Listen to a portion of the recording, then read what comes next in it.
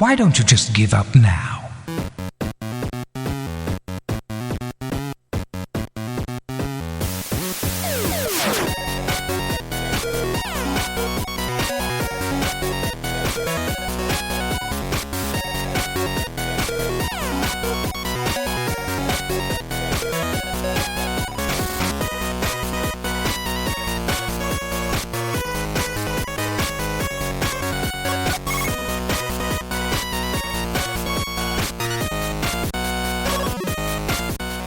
Welcome to the G.N.A podcast, Games, Nerds, and Alcohol, where we get drunk and talk about stuff.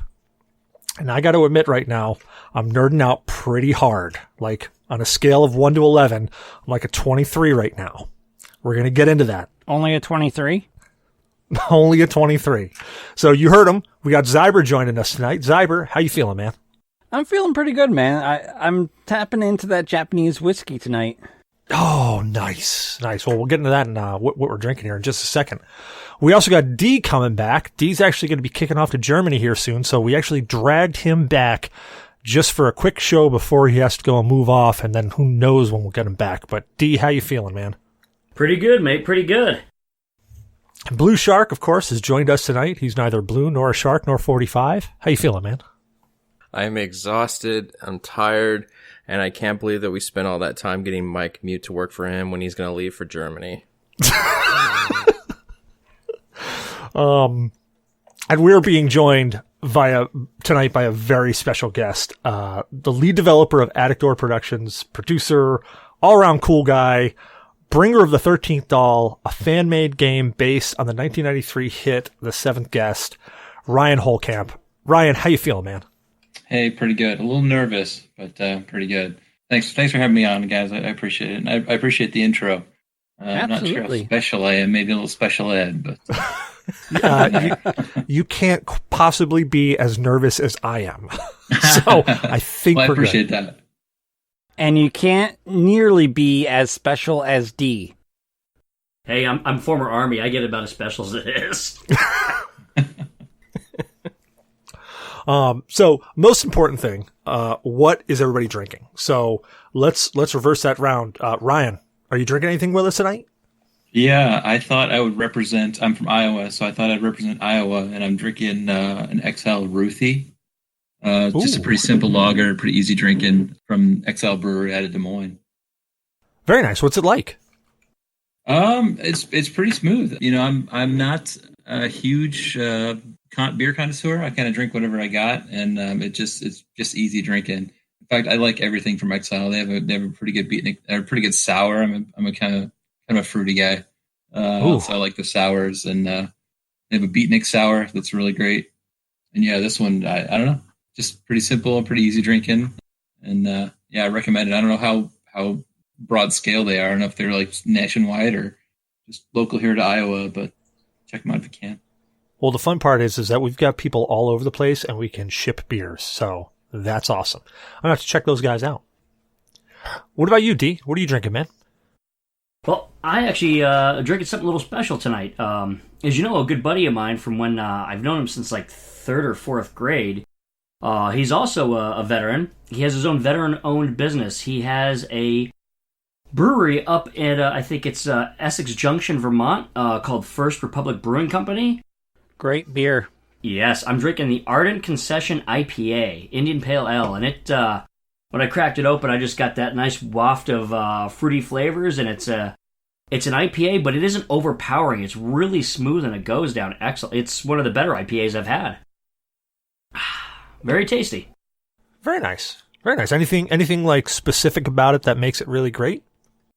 It's just, it's a little bit more mellow than some of the other IPAs I've had. You still get that bitterness right on the attack, and then it kind of mellows out to more of a fruity flavor. And it's pretty mellow at a 6.5% alcohol. So it's pretty good. I'm not sure what it's how it rates on the scale of bitter, but I'll have to look that up later. But it's pretty good. Very nice. What about you, Zyber? What are you drinking, man? Well, like I said, I am partaking of this AOA. I'm not going to say it right. IWAI, Iowa, whatever, Japanese whiskey. Oh, yeah. How is that? Well, it is definitely a mixer, not a sipper. Okay. I tried a draft of it sip-wise, and it's like, oh yeah, this is definitely a mixer, but it's like a stage 1 bourbon. And they did a pretty good job of it, but like the flavors don't really come out until you start adding, like, say, cola to it or something of that nature. That really takes away the alcohol, like abruptness. The bite. Yeah. Once you pacify that bite, all the flavors come out that are in it. It's actually quite pleasant when it's mixed. Very nice. What about you, Blue? What are you drinking, man? Sorry, I was looking up how to pronounce that whiskey's name. I didn't get to that part of the video, unfortunately. But anyway, I'm enjoying Captain Morgan Private Stock. I just scooped out the rest of the ice because I felt like it was going to get too saturated there. I like it with a little bit of water. Kind of opens it up, melts it out just a little bit. Flavor-wise, brings in more of those sweet notes to it. It's definitely, like I've said before, it's got that nice smooth taste when you add in a little bit of water to open it up. It does have a slight burn without it. But I like things cold because it's hot here in Florida. And I'm enjoying that just with ice as is. No changes, not needed. If you want to mix it, I think juice isn't a bad place to start. I don't know about soda, though, because sometimes things like Coke will drown out the flavor. Okay. Well, I myself, I started off pre-graining a little early today.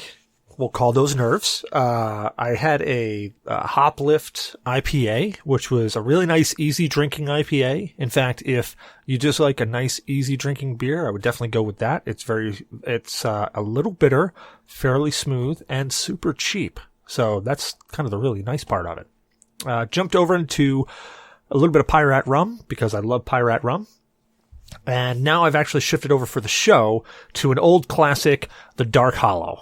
Dark Hollow is an imperial stout aged in bourbon barrels, and it is really nice, really smooth, got a nice bourbon barrel flavor to it, but it hits like a freight train if you're not careful, because they come in big boy bottles, like 1.5 pints, and at about 10% by volume, they will hit you pretty darn hard.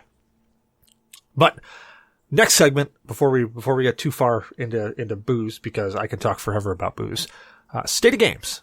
State of Games is where we just pontificate about how we feel games are today, or we talk about what we've been playing for the past week.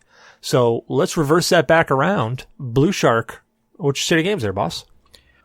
Well, I had the chance to finally start playing Ghost Recon Breakpoint, the full release.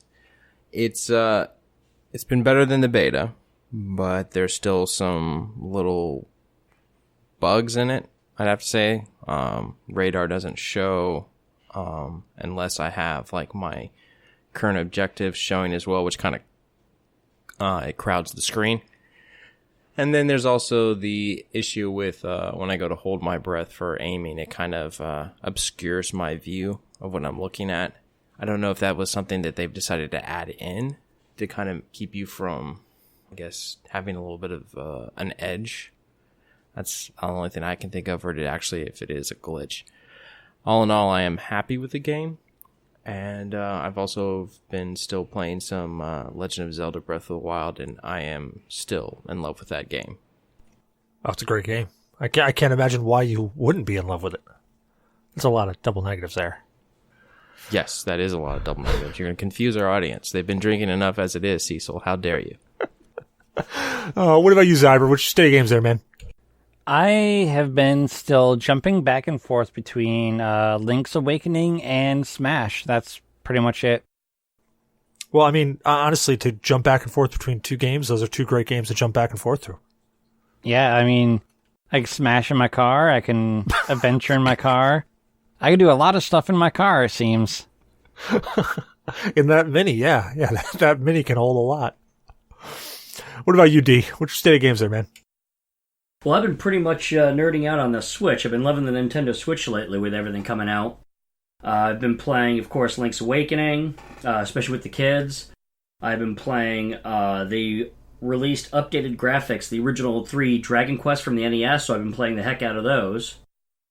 And I'm planning on doing a little bit of a review video. I actually picked up, which is still boxed, a Switch Lite to play around with and to do a video on. Nice. That'll be interesting. Let me know when you get that video out. I'll definitely want to watch it. I've heard some things about the Switch Lite, and I'm curious of your take on it. Yeah, so I'm going to probably start that process tonight. So after the podcast. Very cool. Ryan, do you have a state of games? Yeah, mostly I'm working on games. I'm working on developing our game.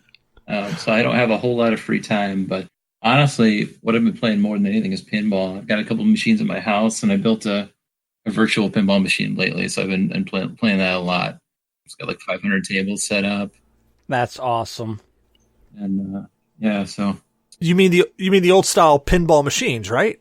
yeah, absolutely. Yeah, the big, heavy, 2 foot wide, 4 foot deep pinball machines. Yeah, Love those things. I've got an old Cyclone from like 1988, and I've got a haunted house from around 82.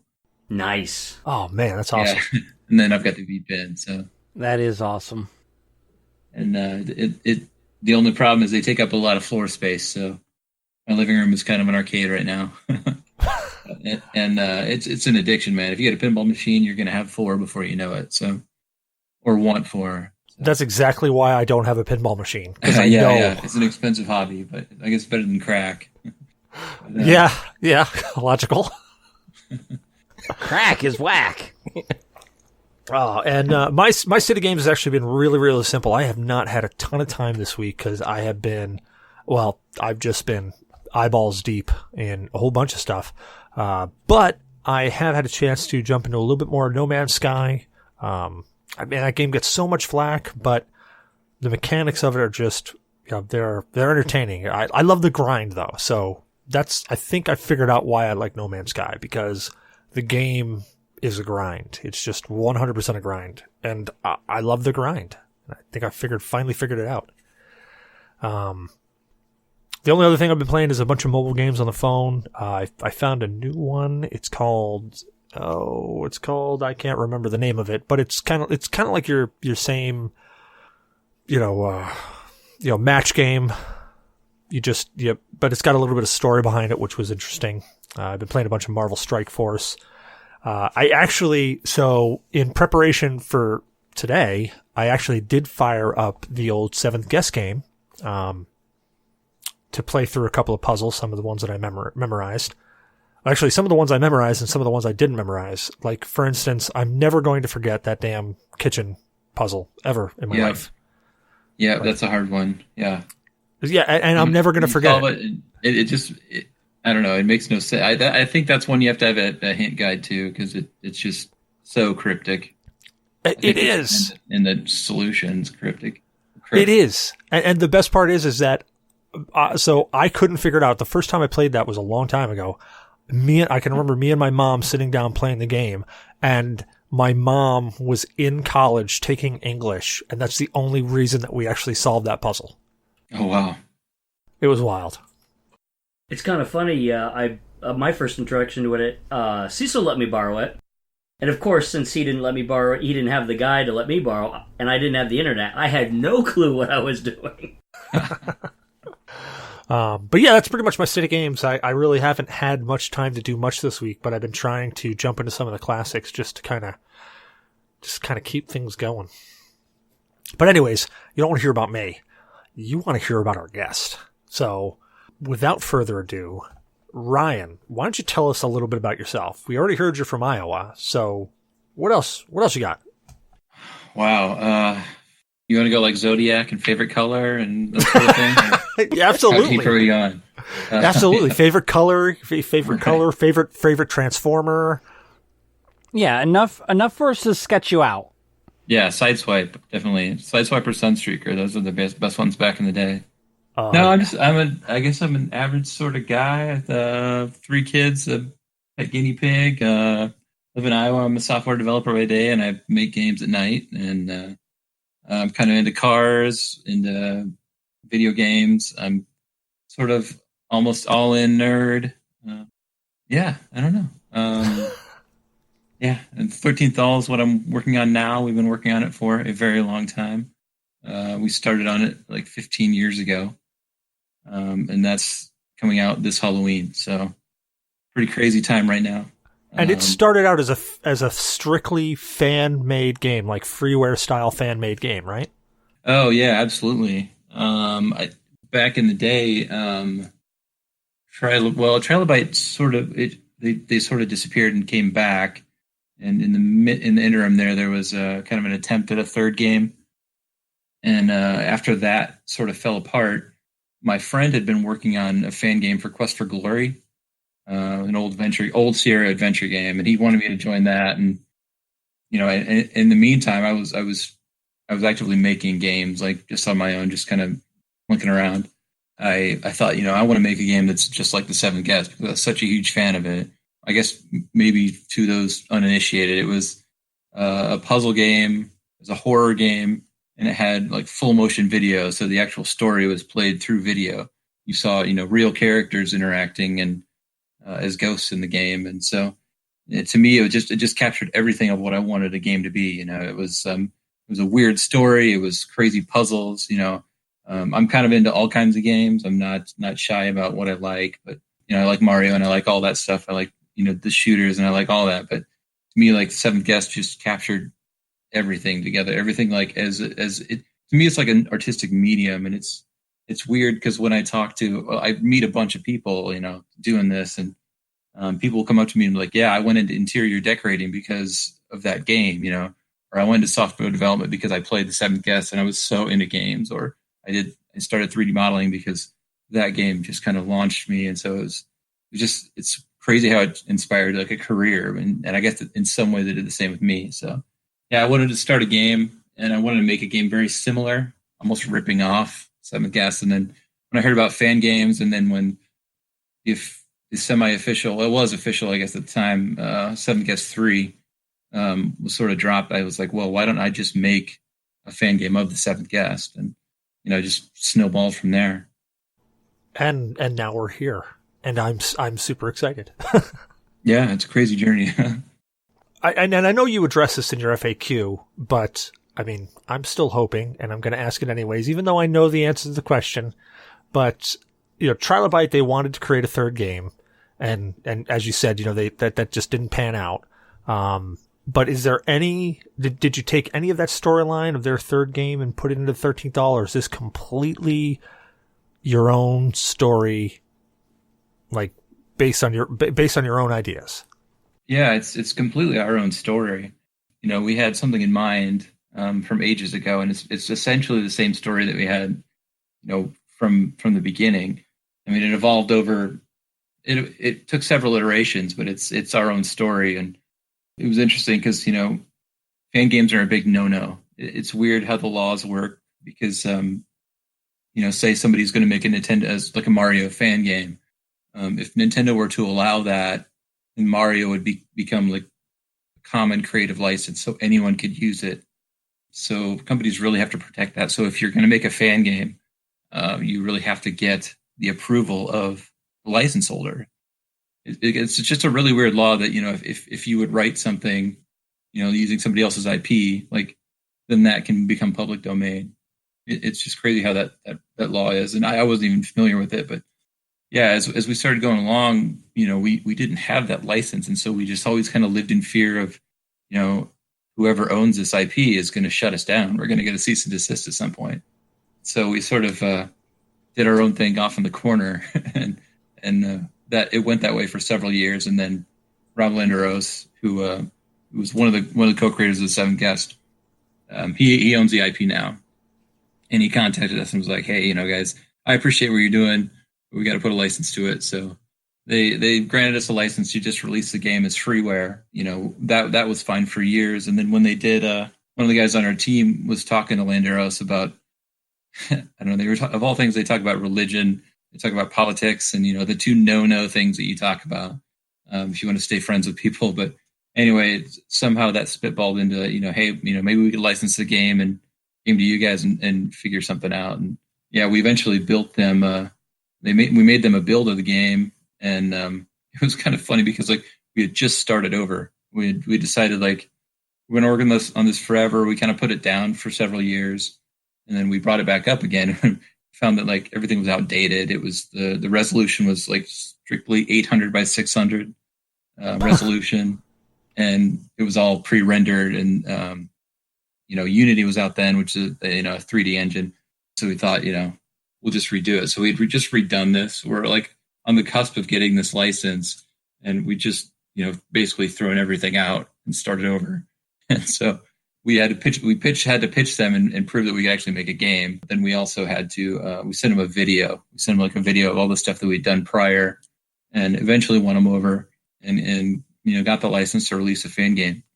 Yeah, but like we've always had our story, and it's always been our story. And the thing about the license we have is that our game is not canon, it's not official, it's still a fan game. So it kind of stays true to that indie spirit, and it's kind of the game we want to make and the story we want to tell. And so in ways it's kind of cool that it's just our own thing, and it's not something we took or was even inspired by anything that Trilobite really had written as far as a proper sequel. Yeah, I forgot what I was going to say. Sorry, D, you were about to say something. Yeah, I mean the atmosphere from those games were just amazing, which was really exemplified by the music composed by Fat Man in the original. It was haunting, set the mood for the game, and Chris Borman has really captured that from the tracks that we sampled. Can you tell us more about Chris and their involvement in the project? Yeah, Chris. He's an interesting guy. He's a composer who lives in Germany. I think he's sort of like he would assume that you're patronizing him by hearing that, because he's one of those guys that's like it's he creates this awesome stuff and these amazing tracks, and kind of in addition to that, I can kind of throw him like other stuff. Like he did a bunch of animations in the game. He did a bunch of he did most of the trailers for the game, and like he helped me with some of the puzzles, and I'll throw him some ideas and he'll spin them back, and he wrote a lot of the game too. And so but he's also one of those guys, and he's kind of like me, like this is like a creative type who's just like it's never going to be good enough and will always see the flaws. But yeah, man, he's awesome, but we've never met, which is kind of the strange thing about the whole project. I've only met one other person on the team, like face to face. Otherwise we're just on the internet, on Skype or Discord. So it's a really bizarre working structure, I guess. But yeah, Chris, I don't know, his work's amazing. I'm super proud of it. I think he wanted to capture something different than just rehashing the original tracks, and I really think he has. But he's also stayed true to the Seven Guest universe, and it's been interesting. Like the developing this game, it's a roller coaster. Sometimes it's like being in a candy store, or like Christmas morning, because like you just get things, just media or images or 3D models or new code or a new puzzle design. Chris's stuff is always on point, and whenever you get a new track, it's just like, oh man, holy shit, this is awesome. We were to the point where we were putting in all the final videos in the game, and then he decided, well, I'm going to write tracks for each video in the game. And I kind of said like, that's really not that necessary. We'll just play the regular track. But man, I was wrong, because like we'd have this video and it'd be playing for forever, and every time we played through the game, we'd see the same video, and then the new tracks that were synced with the audio, with the actions in the videos, just brings it to another level. It's I don't know, it's tremendous. I don't know. He's a really eccentric guy. He stays off the grid.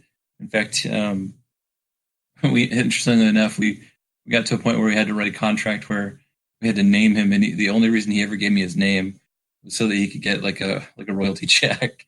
But other than that, like he just wanted to be like completely like off the grid. So he sounds like a really neat guy. Yeah, yeah, he's smart, and he's funny,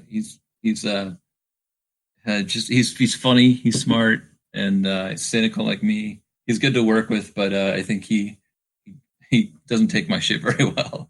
So, I can tend to be like very not forgetful, but like kind of like a squirrel, like jumping, zigzagging from this or that, or like my ideas today are not going to be the same ones they're going to be tomorrow. So I can, he can get really frustrated with that, and understandably, yeah, he's a pretty cool guy. Now, other than the previous games, do you happen to know where your whole team pulled more inspiration from? As far as, well, I guess, you like the puzzles or the story, or what do you think? I'm thinking along with like the music, the background sounds, and the ambiance of it. Oh yeah, I think we wanted to tell a story that was in the Seventh Guest universe, but very much our own story.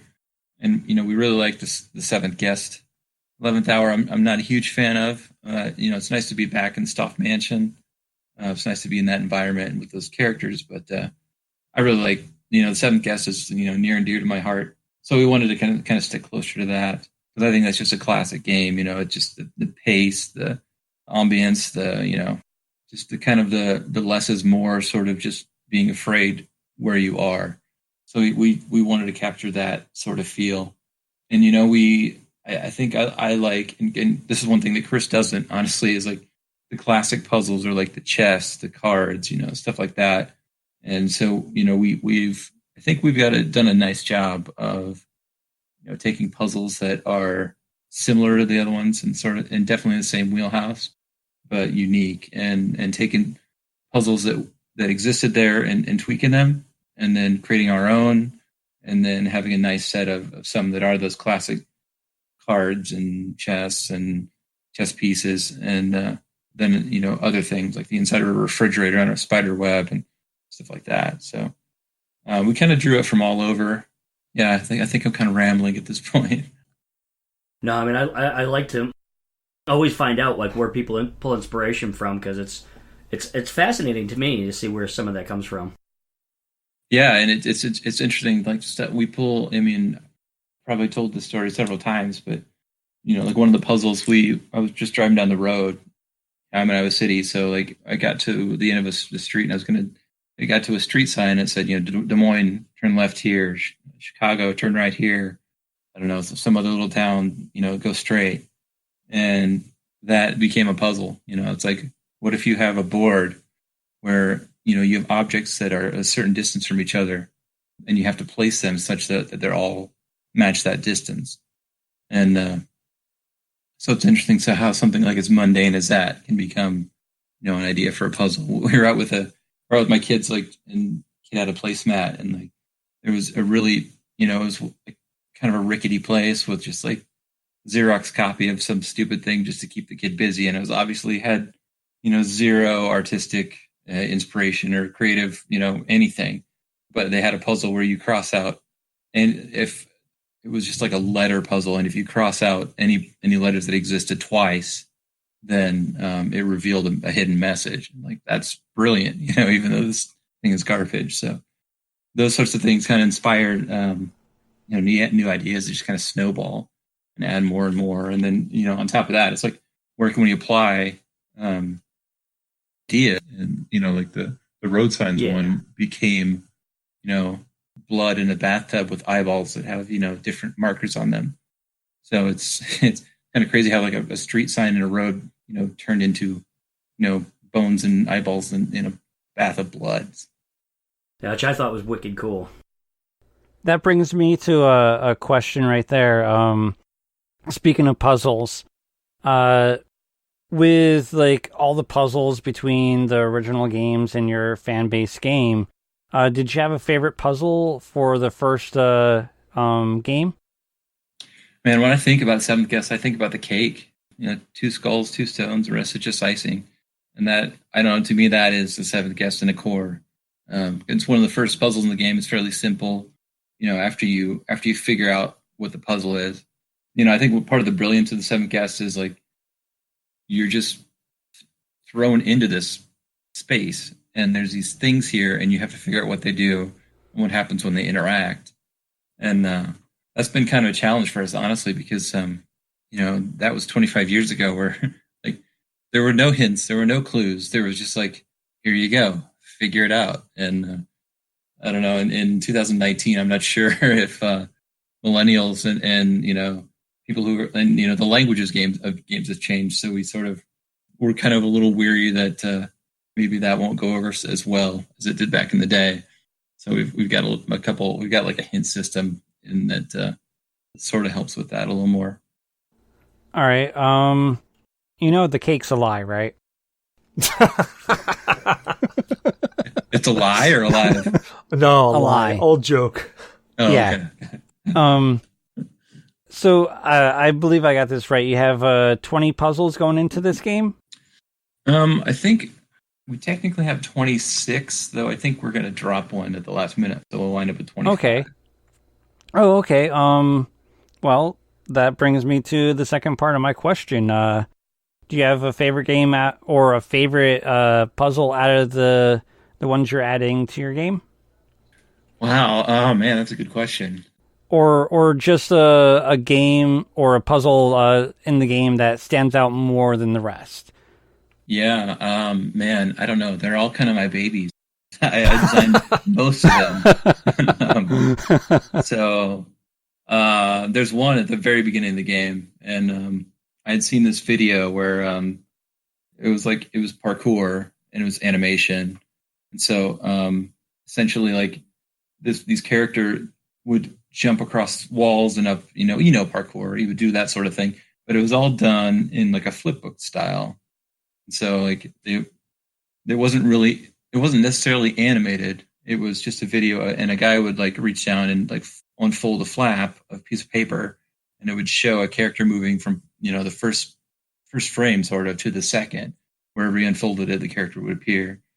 So kind of one of those that I'm really fond of is a puzzle that's based on that, but simple. It's really simplified heavily so that it's more puzzle and it's easier to understand, how it's going to flow, because this one was kind of all over the place. But I'm pretty fond of that. It's actually one of the first puzzles on the game, depending on which door you're going to.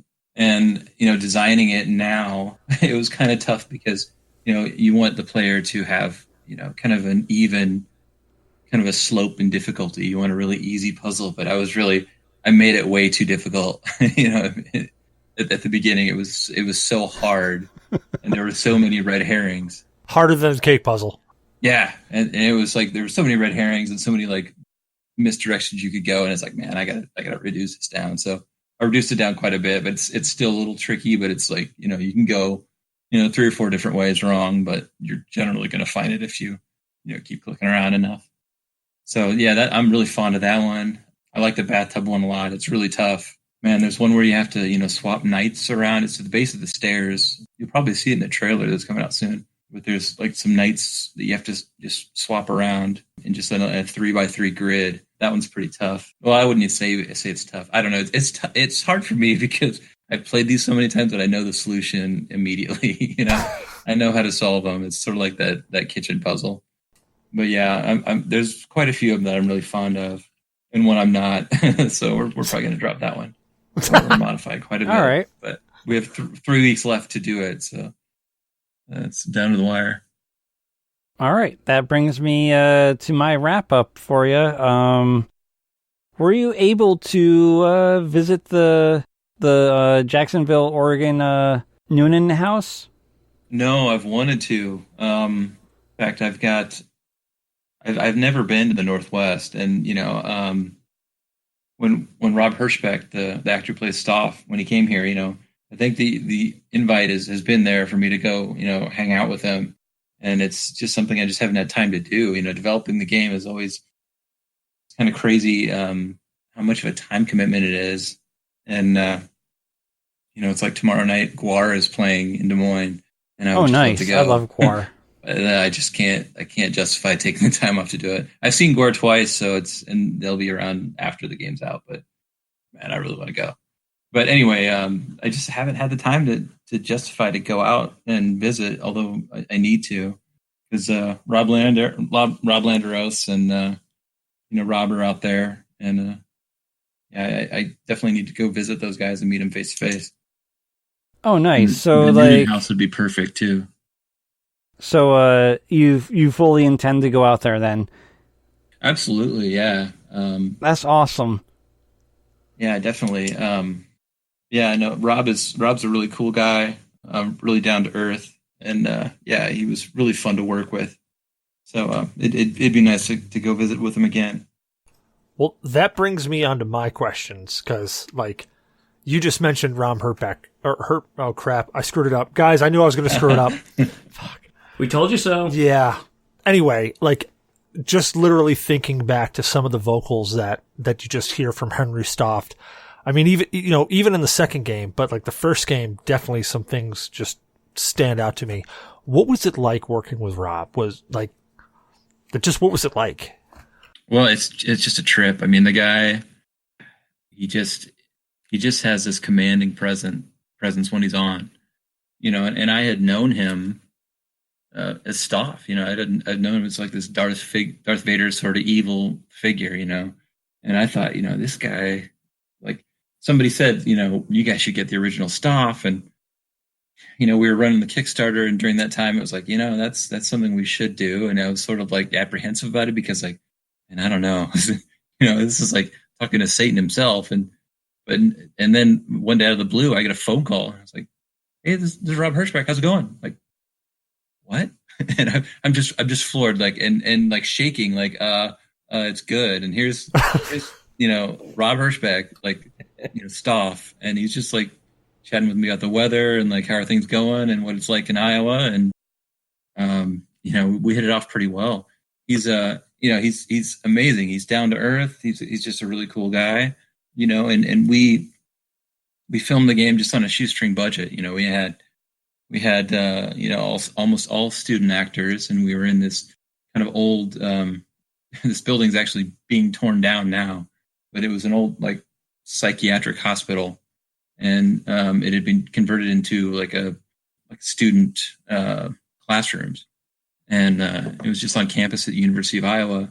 And in the corner of this building, we had this, they had a green screen room. And so we were able to get that for free and, do our work in there. But it was a really rickety room. It had this air conditioner hung on the wall.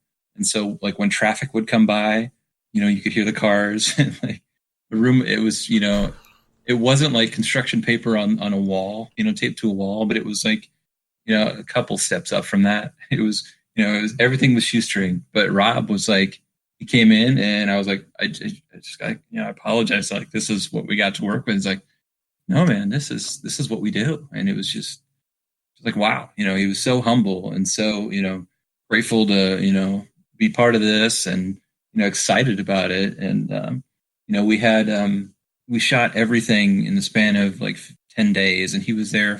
And, when he had downtime, he actually went to thrift stores and like looked at, different costumes and different things that he could apply to.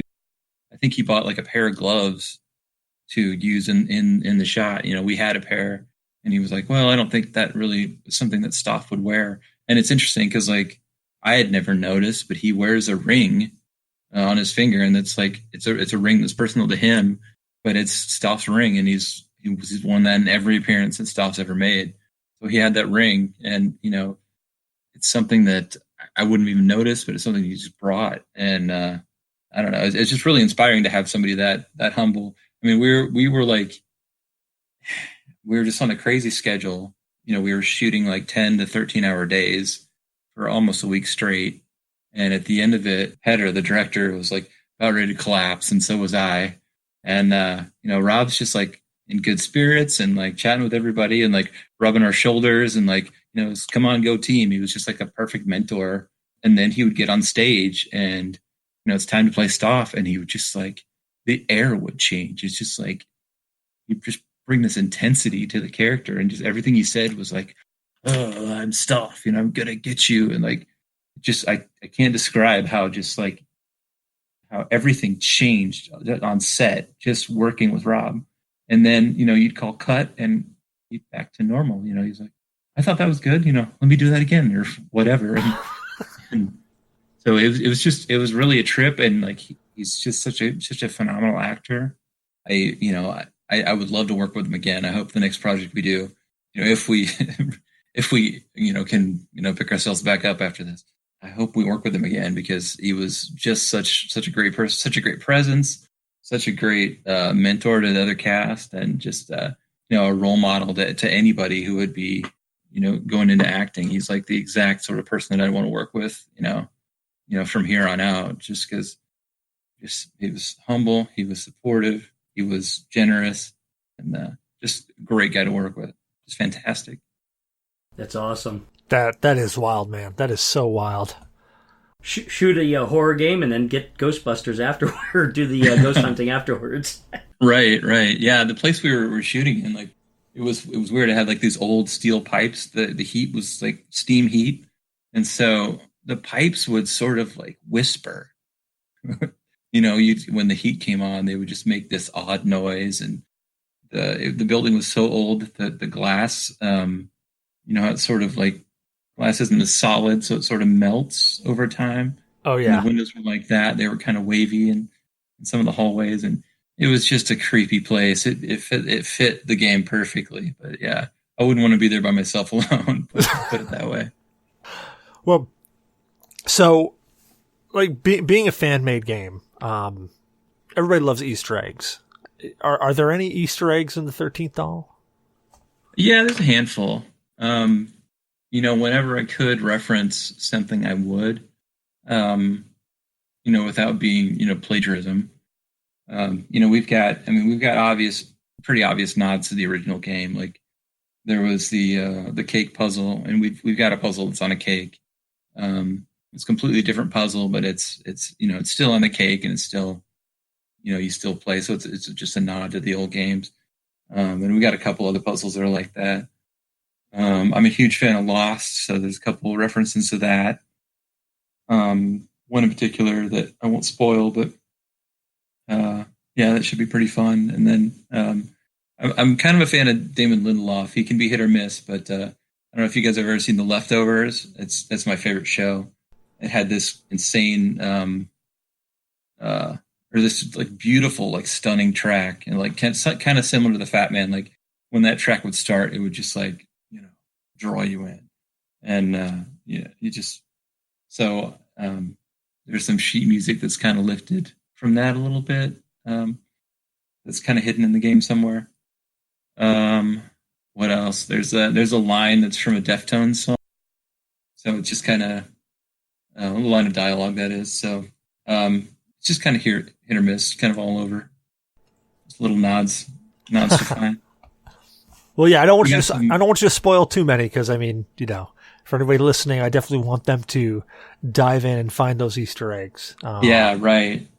So hopefully the exploration's pretty cool. That's one thing we wanted to keep kind of front and center, is like not just going through the motions, but actually exploring and finding things. So part of the game is the pieces of the 13th Doll are spread throughout the mansion. So you have to go, and it's sort of an Easter egg hunt to go find those. And there's some red herrings, and there's some other things. And, during the Kickstarter, you offer rewards. And so it was interesting. We had started offering like, your name on a tombstone in a cemetery will create, or your name on a coffin, or, your face on a painting. And we thought, when we initially did that, let's just price those so that nobody does it. We'll put it like $300. Nobody's going to spend $300 and do that. So, we won't have to worry about it. And then when we did those things, they sold out in minutes. And so we were like, well, shit, we should do some more. And so we just sort of went like, okay, let's do the coffins. Great. Okay, let's do the crypt. Let's do this. And then the other thing was like, let's just have a plaque on the wall, and we'll put people's names on it. And, because we're just out of ideas. And, I hate to, offend anybody who backed that stuff. But, the plaque was just, I thought it was just a really kind of a dumb idea, but, something we'll figure out later. And so, as we got into it, we were like, well, this really doesn't honor anybody who supported us. It's a plaque, and that's cool. But, what we actually did was we wound up taking their names and scattering them throughout the mansion. So like there's a diploma on the wall, and it'll be by, it'll be signed. The president of the university would signed it, and that name was one of the backers. So you go through the game and you can collect those as well.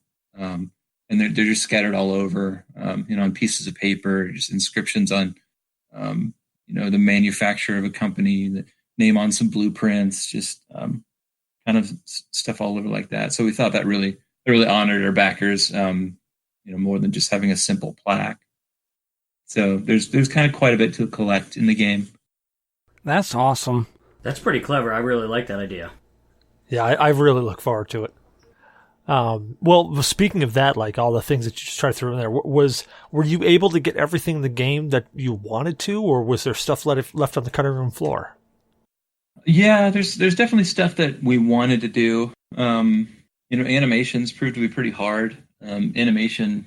Now I've got some acquaintances who work at, Pixar and those sort of places, and animation is so expensive and it takes forever. Typically an animator will spend, an entire week to get, between 2 and 5 seconds of animation. And that's not creating the assets or rigging the assets or, doing any environment. That's just like animating the characters. You get like 2 and 5 seconds done a week. So, it put us in an odd position. The budget was kind of a crazy story, but, we were limited in budget, and we did this thing on a shoestring, and we sort of pulled favors and everybody I could ask who would work on it, I asked. And so there's a lot of animations that we kind of wanted to put in, and a lot of things that would be really great that we just kind of dropped a little bit. But largely, the full story's there. There's 2 playable paths. There's 5 different characters, or there's 5 different endings. So I think, we've got the bulk of what we wanted to do there. But I think if we really did what we wanted to do, we'd be working on this another 15 years. So there's a point where you got to stop, and it's like, this isn't ready. This isn't going to be ready. Got to kill your babies. Oh, and one reward we'd offered was to certain backers, we gave them the ability to design a puzzle, and so a couple people took us up on that, and they sort of gave us feedback and sort of influenced like the layout of the board that we have on a variety of puzzles. But also, we gave them the opportunity to create one for themselves. And the plan was to have those puzzles, once solved, would unlock a secret ending, a 6th ending. Unfortunately, their puzzles didn't really come together, and in part because, I don't know, it's tough to design a puzzle and get into that language, but also, we just don't have the resources to add that stuff, that's not, core to the game. And so they didn't come together for kind of a variety of reasons. And I'm really disappointed about that. I think we'll plan to add them as DLC, because the 6th ending is pretty great. It's simple, but it's pretty great. It's pretty fun. And Rob Hirschbeck actually wrote it, when he came on set, he read through the script, and he actually made some changes to some of the dialogue. Wait, so Rob actually wrote a 6th ending? Yeah, and so we gave him writing credit for those sorts of things. He wrote the 6th ending, and he rewrote some of the dialogue and says, I know this character really well. He'd say it like this, or he'd give it more gusto, and it's like, yeah, cool, that's awesome. That's wild. So yeah, there's a little bit, overall there's not much we drop, but there's a little bit. All right. Well, I'm not much of a horror guy. As the guys know on the show, I don't like getting the crud scared out of me. But I do like reading up on a lot of the different horror games, and these guys have been I haven't heard the end of this. Like, they go on and on and on about how great this series is. So I'm kind of curious, with the dark story that is the 13th Doll and the games that inspired it, do you feel that your mind has to become darker when you make a game like this, or is it more like a switch that you can turn on and off? That's a good question. I don't think it's tough to answer that. Like, there's a variety of directions to go. One, we pretty much wrote the bulk of it like a while ago, like years ago. Although getting like the screenplay to actually film was another story, which is a good story. I can jump to that, but I think we started out with a theme, and Chris and I Chris Borman and I, we kind of think alike in some ways, and we really wanted to tell kind of a deeper story than just good versus evil.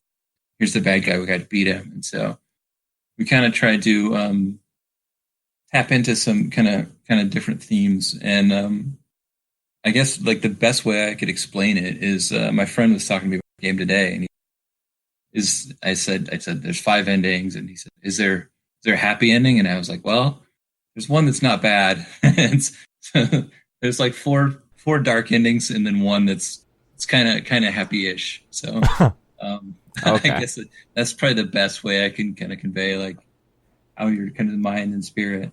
But I think overall, like, it's kind of interesting. You're sort of like developing the game. You're sort of in the weeds, where we're looking at this specific puzzle or this specific art asset or this specific texture or how this is looking or how the lighting is.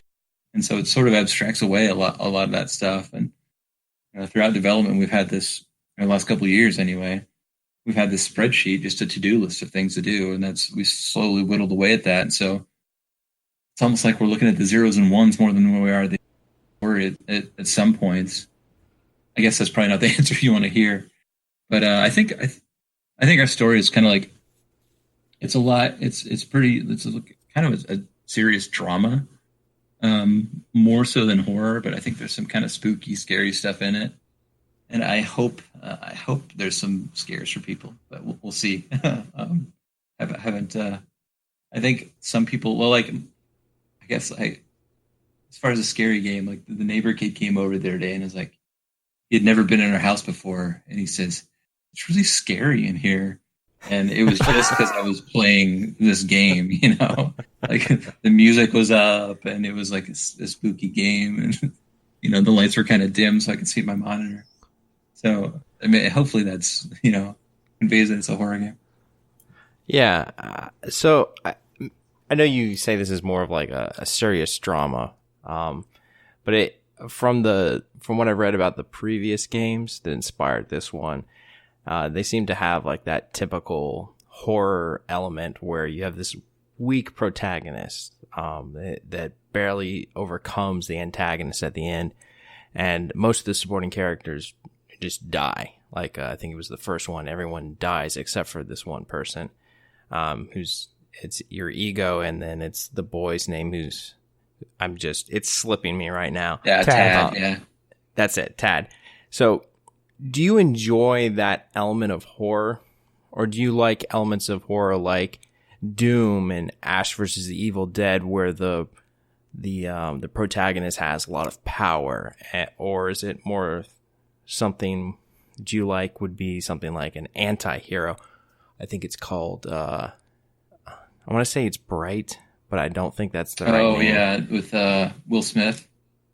No, that's not the movie. Brightburn. That's Brightburn. That's it. Oh yeah. I haven't seen that one yet. I haven't carved out time yet. God, man, I don't know. I guess I wouldn't say I gravitate towards anything in particular, but I do sort of like. I mean, kind of the shtick of horror movies is there's like a girl. Look at like Texas Chainsaw Massacre or Cabin in the Woods. There's like one girl who's sort of weak and frail, and she comes and she like knocks everybody out and succeeds in the end. And I sort of like that. It's way too cliche, but a lot of horror is. I sort of like that, and I guess I do like stories where the character finds something in himself, and like by the end of it, he's risen above because like he's found that is his own strength, I guess. And I mean, I guess I would combat that with like what's the Jennifer Lawrence series where she's Petra or something? She's like out like fighting other kids. Hunger Games? Hunger Games, right. Yeah, I think that I really don't like that because it was just like Deus Ex Machina, where she's sort of just lucky. She's not a very strong character. At least in the first movie, that was what I found, It's like she's stuck in a tree and they're going to burn the tree and kill her and she's dead. And like, oh, there's a beehive over here. Cool. Then, knock that down and that saves her. So I really don't like that. But I don't know. I guess I sort of like it all. And yeah, we definitely had a theme where Tad is kind of, and I guess I always root for the underdog. That's why I'm a Cubs fan. And even when I'm watching my team play, when like the other team is down, it's the bottom of the ninth, there's 2 outs, the bases loaded, and I'm kind of rooting for that guy to beat my team just because it's the underdog. So I think we definitely have kind of an underdog story. I mean, Tad, he sort of pseudo survives the original game and is back, but he's definitely haunted by everything that the experience, and so kind of follow him as he sort of I guess builds his own strength. And so I guess that sort of does identify with those kind of ideas. I like that. I've never really considered that it's like it's finding the strength within themselves to get over this. Horror's always been this kind of predictable formula for me, but I really like your spin on it. Yeah, well, I really like I like Hereditary. Like I like where it's just off the rails like crazy, or something like Get Out, where it's I'm not sure the character finds something within himself, but like the universe is so bizarre, and I like things that are just a little different like that. Very cool. So here you are. You're making the 13th doll. You're on the world famous G.N.A podcast. Bullshit. What got you on this path? Was it a game, a movie, a comic, a life event? Oh man, I'm definitely a little neurotic. I think that has a lot. No, I don't know. When I was a kid, I don't know. We always had a computer in my house when I was a kid, and we had a Commodore 64. And now that's not so common, but back in the day, it was pretty rare to have a computer. And so, I was all in nerd. I was, a huge video game fan. I loved the arcades. I loved the Nintendo, original Nintendo, and even gaming on the Commodore 64 was amazing. So I've just always been into games, and I've always kind of had a flair for art. And so just making games was kind of always what I wanted to do at some level. And then, when I grew up and went to college or whatever, I guess you don't grow up and go to college. You go to college and then you grow up. But when I was there, I studied art and computer programming because there really wasn't a game development curriculum at that time. I'm not even sure there even is now here. I don't know. It's just always something I wanted to do, and it just kind of combined, kind of my nerd skills and I guess I'm kind of a storyteller, so it sort of allows. I mean, I just see game development as like an artistic medium. I mean, there's games like Super Meat Boy that are cool and fun, and I wouldn't call that necessarily like a high art. I'm not digging that or anything, but that's kind of what I want to do. I want to tell a cool story. I wanted to provide an experience. I want to challenge people, make people think in a different way, and I really hope they do with this game, because there's superficially there's a story, but then underneath there's more kind of complex themes going on, and I do hope people get that as they're playing. Oh, that's really cool, man. Now with today's tech, the decision to use the stop motion on or actually the FMV on top of the pre-rendered graphics, was that a mod more or a nod more to the aesthetics of the first two, or more of a technical hurdle, so to speak? Well, I think both. Motion capture is difficult and it's expensive. Even one of the cheap motion capture systems is like $25,000. So it's out of our budget, and plus working in that, it's interesting that I don't think we had it's kind of the team we have and what's available to us. So we were confined by certain things like that. So when you do motion capture, it basically creates a 3D model of what's there, but then there's a bunch of it's called artifacts, just like glitches and things that you have to fix. And so we would have had to hire somebody who was really, really good at 3D, at organic 3D. And we've always struggled with that. We always struggled with finding artists, even now. Even that's kind of, it took 4 years after the Kickstarter, and most of that was because we didn't have an artist that we could depend on to do stuff. So I think the film really solved that in a lot of ways, because FMV game, Seventh Guest was an FMV game. I really couldn't imagine any other way. Yeah, very true. Although we did try a 1-2-3D, just like photogrammetry. So there's a character that's like dead on the floor, and so we took a bunch of photos of him and we ran it through the software that was supposed to make a 3D model. But it didn't work out. It just looks terrible, and so we had to scrap that and kind of do a more of a traditional model for that character. That's pretty neat. Yeah, I don't know. It's interesting how we're going for as much realism as we can. But we're definitely an indie studio at the same time. And sometimes I think like, God, this doesn't look good enough, and I notice all the flaws, and then I think about like, sometimes you just gotta stop and like pat yourself on the back because we've done something that's just tremendous. I'm really proud of actually what we've done. We've got the entire mansion, an asylum, the One World Toy Store. We filmed like nearly 2 hours worth of footage, final edited, rotoscoped in-game footage of the story. So it's an entire film, it's an entire game, it's a massive undertaking. And, so sometimes it's like, take a look back and it's like, holy shit, this is way more intense than I ever thought it would be. But I think I'll always see, kind of nitpick the flaws, and hopefully I hope people enjoy the game, and I really do, and I think they will. But I think I'll always be kind of hindered, like, yeah, that could have looked a little better, we could have done a little. I know, I'm looking forward. I'm sure I'll enjoy it. That's for sure. I hope so. Yeah, do you guys ping me after the show or after the podcast, and I'll get you guys some Steam keys. Oh, that'd be wild, man. Oh, wow. Thank you. Yeah, that'd be amazing.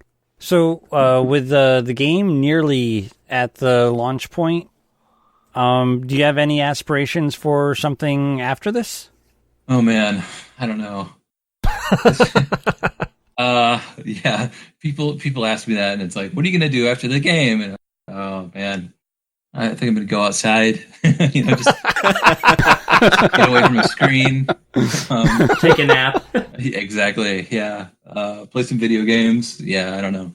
I don't know, man. I don't know. I've got a ton of things I want to do. Like my kids sit around and they complain they're bored, and I'm like, dude, boredom is a luxury. Like I have so many things that I want to do. Like I thought about building a pinball machine, homebrew pinball machine. I thought about, I've got a car in the garage I need to work on, an old Mustang. I thought about building new houses, and like there's 1,000 things I want to do. Like maybe I'll write a film, or maybe I'll write a comic, but I don't know. We'll have to kind of see like how well the game does, and because I'm really worried that after all this, just break even as far as financial, and I hope I'm able to pay the guys who helped me. Like Matt Gottschall is our programmer, phenomenal, and he puts in a ton of time. And Chris Borman is an amazing composer, and we just got a good, and Petter is amazing too. And I hope I'm able to throw them some cash and to say thank you for everything you put in, and maybe there'll be enough to fund another project. But I think whatever we do would be in the same wheelhouse. I think I like FMV. I mean, filming the game was really fun. It was just a great experience, the whole thing. It was an endurance race. I mean, like I said, we shot like 85 hours of footage in a week. Oh my God. Yeah, it was insane. And, that wasn't on the actors. That was on me and Petter. Because, we'd have call sheets, like the actors would come in and do the roles and go, So me and Petter were just like, we have this space for a limited time. We got to bang it out. And we just keep, doing takes until we got it right and got what we wanted. But it was so much fun, and it was kind of interesting as we were writing. Like we'd had the plot completed for years, but then it came down to a point where we needed to, write dialogue. And so really all that was left in the game was dialogue. And so we hired a writer, and I gave her a little bit of feedback. She had done a phenomenal job.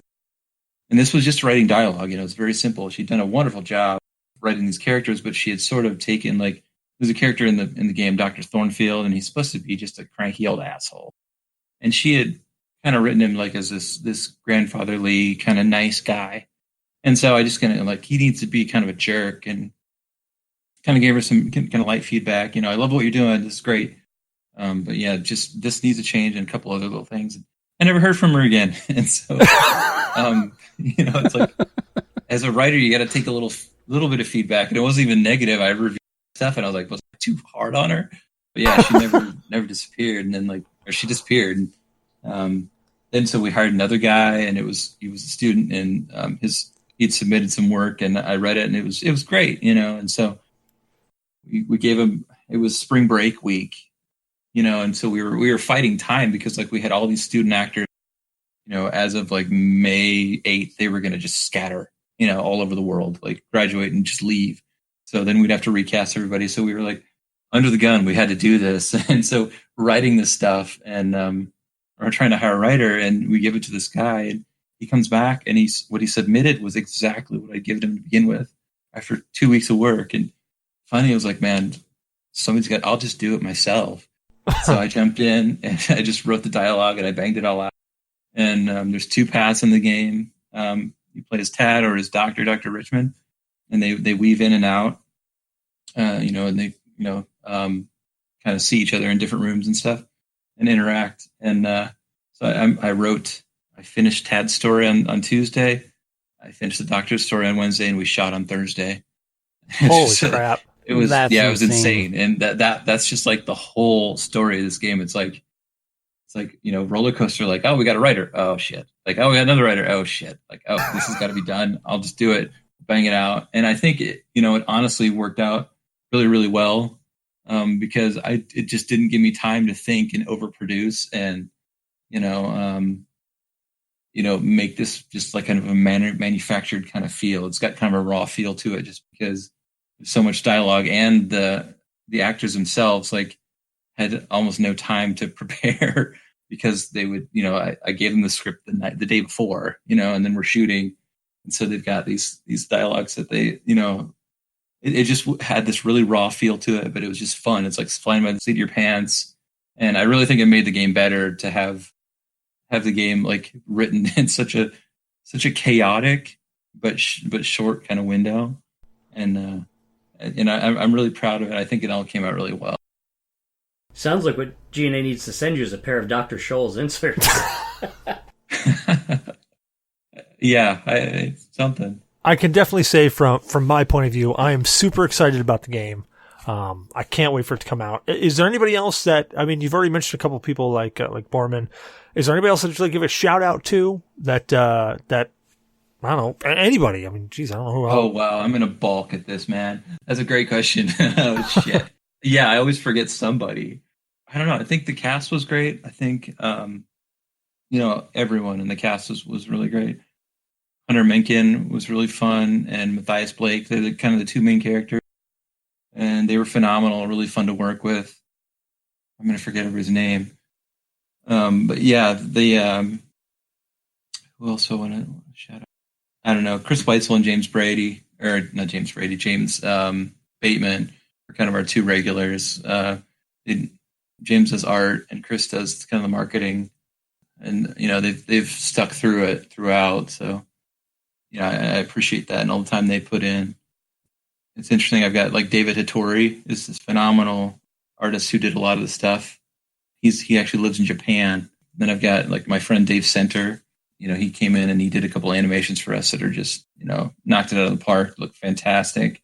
And I hope people really enjoy both of those because I'm really proud of the stuff he did. Man, I just talked to this guy, Ian Carlton, who helped Chris compose some of the music. He's sort of like disappeared like ages ago from the project, but I just kind of reconnected with him to kind of touch base on where we were with everything. And he was really gracious and, signed off on letting us use some of his tracks. So some of his compositions are in the game too. And those are really great as well. Man, I don't know. There's so many people that came into this. Petter. I couldn't have done it without Petter. Petter is the director. And, I just thought like, I'm a programmer. We've got Matt too. He's a better programmer than I am.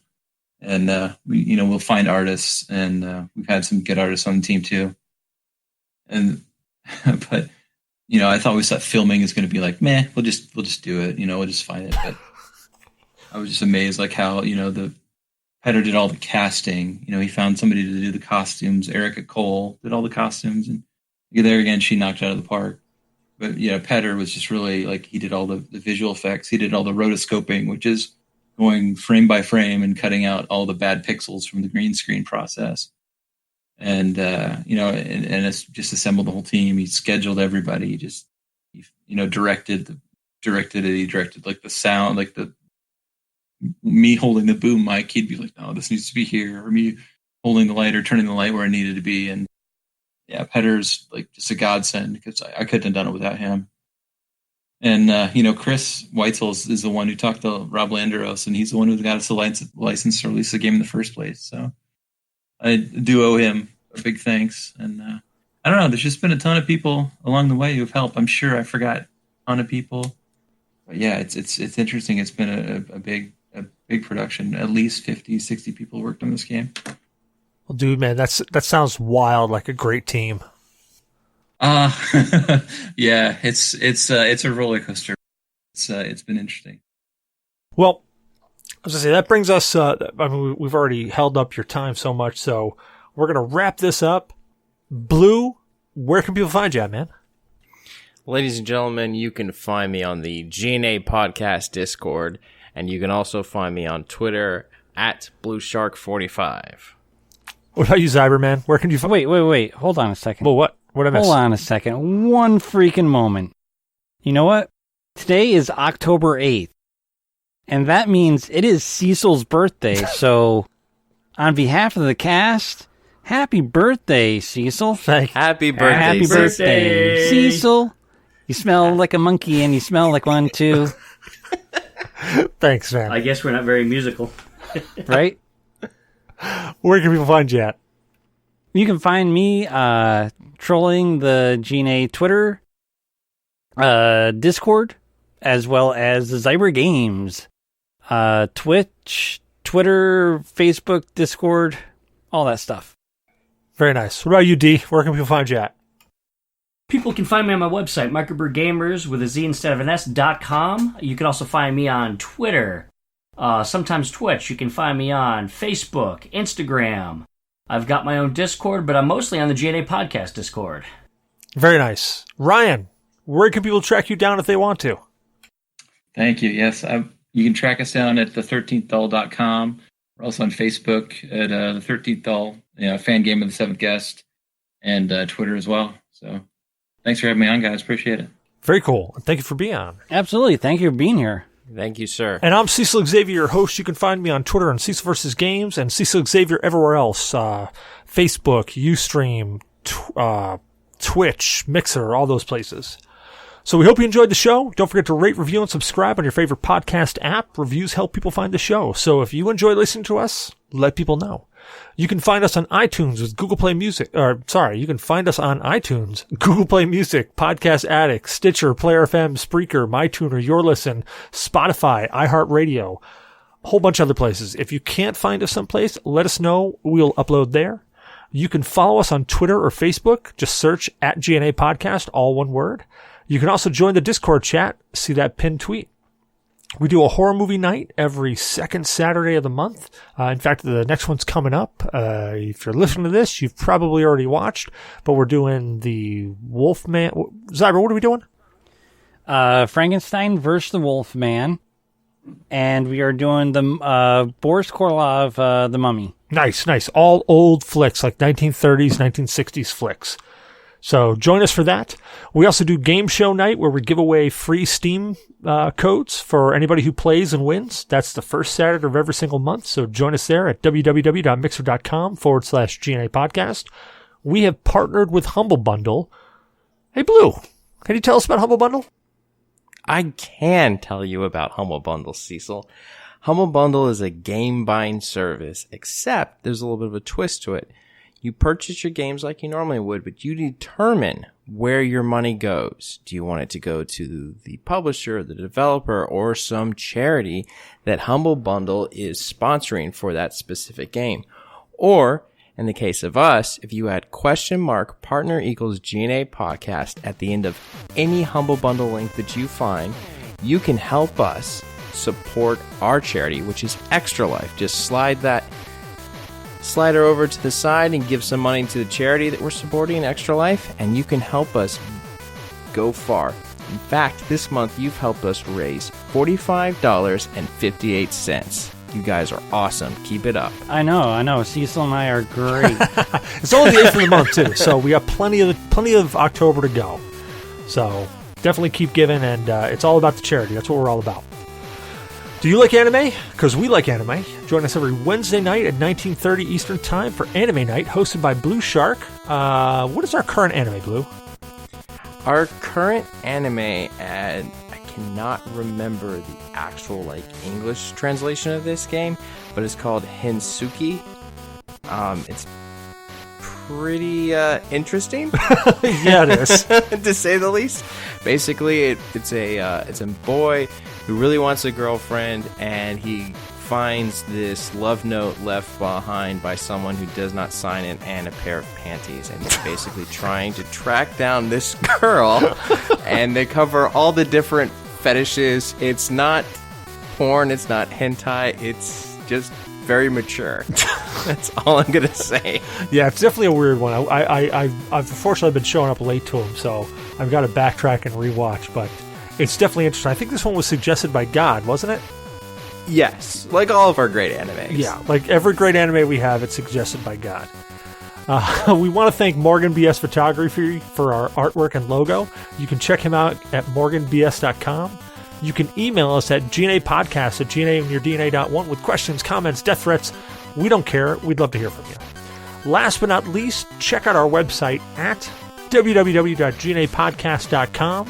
We keep some photos up there, as well as a listing of every single show that we have, including this one coming up. So, gentlemen, thank you so much for joining us. Ryan, dude, thank you so much. You have literally made my day. You have no clue. So thank you so much for joining us. Yeah, this is one heck of a birthday present for him. Yes. Awesome. Yeah, happy birthday. Yeah. Thank you. Thank you very much. Thanks again. Yeah, thanks again for having me, guys. Appreciate it. Oh, Absolutely. Thank you for coming by. Yeah, anytime. Gentlemen, have a great night. You as well, brother. Night, everybody. Have an excellent night.